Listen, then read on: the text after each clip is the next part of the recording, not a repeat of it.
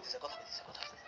বদমাইশের বাচ্চা মুন্না, তুই অনেক বলে তো চাইলা দে আমারে। এসে রে আমার বদমাইশ কইছ না, আমি তো তোরে বাঁচাই দিছি। তোর তো আরো থ্যাঙ্কস দেওয়া উচিত। তোর তো উচিত ঈশ্বরের কাছে ডেকে একটা চুমা দেওয়া।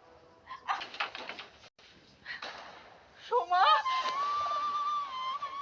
আম্মা, সুমি। আসসালামু আলাইকুম ভিউয়ার্স, কি অবস্থা, কেমন আছেন সবাই? কিশোরী মা নাটকের 7 নাম্বার পর্বটি এখনো কেন আসতেছে না? কবেই বা আপলোড করা হবে নাকি আর আপলোড করা হবে না?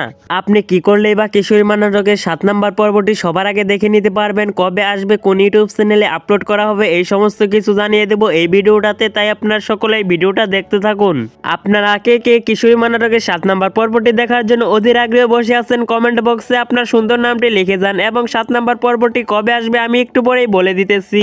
তার আগে আপনারা যারা যারা এখনো আমার এই চ্যানেলটি সাবস্ক্রাইব করেননি, ভিডিওতে লাইক করে চ্যানেলটি এখনই সাবস্ক্রাইব করে দেন কিশোরী মা নাটকের 7 নাম্বার পর্বটি দেখার জন্য। কিশোরী মা নাটকের 7 নাম্বার পর্বটি আসার সাথে সাথে এই চ্যানেলে জানিয়ে দিব।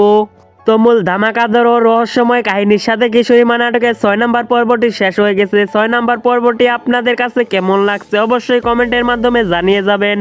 কিশোরী মা নাটকের 6 নাম্বার পর্বে আপনারা দেখতে পাচ্ছেন সৌরভের বাচ্চাকে যারা যারা কিডন্যাপ করেছিল এবং তার বোনকে যারা যারা কিডন্যাপ করেছিল তাদের সবাইকে পুলিশ অফিসার ধরে নিয়ে যায়। আপনারা কিশোরী মা নাটকের 7 নাম্বার পর্বে দেখতে পারবেন পুলিশ অফিসার তাদেরকে ফাঁসি দিবে এবং সৌরভী লতিফ চেয়ারম্যান ও ইস্কান্দার মির্জাকে বড় ধরনের শাস্তি দিবে। এই কিশোরী মা নাটকের 7 নাম্বার পর্বটির শুটিং অনেকদিন আগে শেষ করা হয়েছে। এখন শুধু অপেক্ষায় আছি আপনারা তাড়াতাড়ি করে এই চ্যানেলের 1000 সাবস্ক্রাইব কমপ্লিট করে দিলে আপলোড করে দেওয়া হবে। তাহলে এখনই আর দেরি না করে এই চ্যানেলের 1000 সাবস্ক্রাইব আর কমপ্লিট করে দেন আর ভিডিওতে বেশি বেশি করে কমেন্ট করুন। এই চ্যানেলের 1000 সাবস্ক্রাইব কমপ্লিট হয়ে গেলেই আপলোড করা হয়ে যাবে কয়েকদিনের মধ্যেই কিশোরী মা নাটকের 7 নাম্বার পর্বটি। এখন থেকে এই চ্যানেলেই আপলোড করা হবে।